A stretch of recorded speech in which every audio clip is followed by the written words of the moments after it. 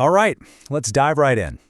If you're gearing up for the CMA exam or you just really want to get a grip on a company's financial health, you are in exactly the right place.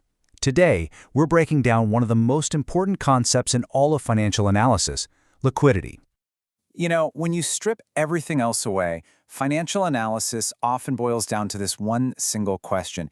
It's a big one. Forget the 5-year plan for a second. We're talking about pure, right now, short-term survival. Can the company pay its employees, keep the lights on, and handle its bills for the next year? The answer to that is all about its liquidity. And here is it, the official definition. Liquidity is really about a company's power to meet those short-term debts. Think of it like a company's financial breathing room. It's not just about what a company owns. It's about how fast it can turn those things into cold, hard cash to pay the bills that are knocking at the door. So how do we actually measure this? How do we figure it out? Well, it all comes down to a really simple but incredibly powerful comparison. What a company owns that's easy to access versus what it owes in the very near future. Let's dig into these two building blocks. This right here illustrates the idea perfectly. Imagine a balance scale. On one side, you have your current assets. Those are the resources you have on hand to pay the bills. And on the other side, you've got your current liabilities. Those are the bills that need paying. A financially healthy company keeps this scale nice and balanced. Or, even better, tipped a little in favor of the assets. So let's take a closer look at that assets side of the scale. Current assets are basically anything the company plans to turn into cash within 1 year. And the order you see here, that is super important. It's not a random list. It's ranked from most liquid to least liquid. Cash is obviously king. It's already cash. Marketable securities are right behind it. But as you work your way down the list to things like inventory, well, it gets a lot harder and it takes more time to turn that stuff into actual money you can spend. And of course, on the other side of that scale, we have the current liabilities. These are all the debts and bills that are breathing down the company's neck, due within that same 1-year time frame. We're talking about everything from paying your suppliers, that's accounts payable, to making payroll for your employees and paying this year's slice of a big loan. These are the things our current assets have to cover. Okay, so we've got our assets and we have our liabilities. But how do we actually make sense of the relationship between them? We can't just kind of eyeball it. This is where financial analysts and you on your CMA exam pull out the toolkit. We use specific ratios to get a precise, standard way of measuring a company's liquidity. Now, the most famous tool in that kit is the current ratio. The calculation is really straightforward. Just take your total current assets and divide them by your total current liabilities. So in this example, we get a ratio of 1.949. What does that actually mean? It means for every $1 of debt that's due soon, this company has about $1.95 in short-term assets to cover it. That feels pretty safe, right? But hang on. What if a lot of those assets are tied up in a warehouse full of inventory that might be tough to sell? That's exactly why we have the quick ratio, sometimes called the acid test. It is a much stricter, more conservative measurement. It asks a tougher question. If we had to pay our bills right now, without selling a single thing from our inventory, could we do it? It literally takes inventory and prepaids right out of the equation.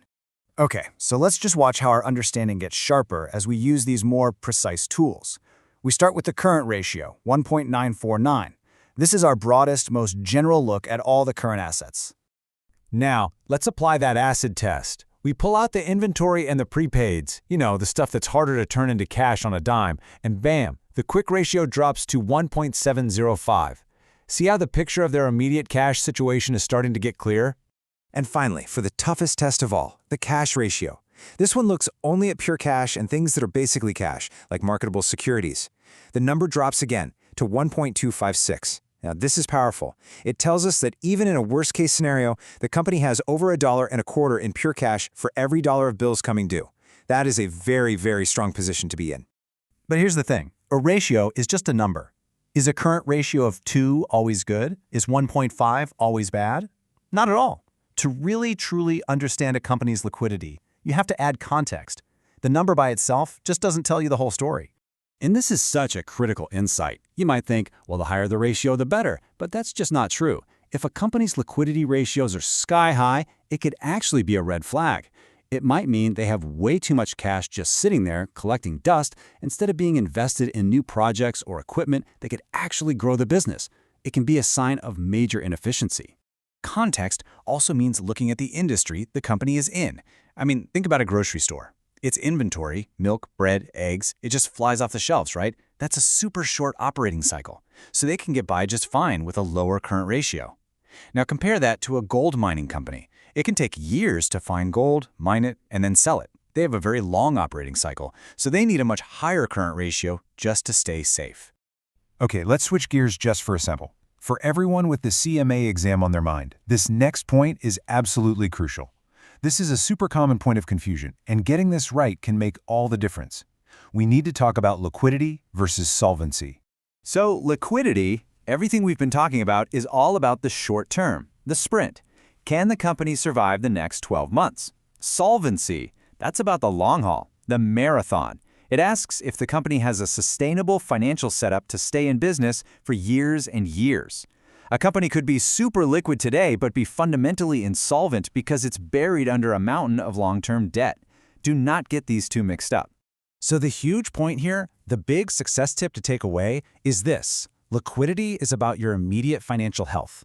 Solvency is about your long-term financial stability. One is about your ability to win the sprint, the other is about your ability to actually finish the marathon, and you absolutely need both to succeed.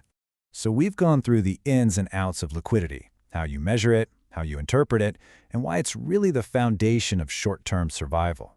The question is, what's next? Because understanding a company's short-term health is just step one. The real challenge is figuring out if that company is actually built to last.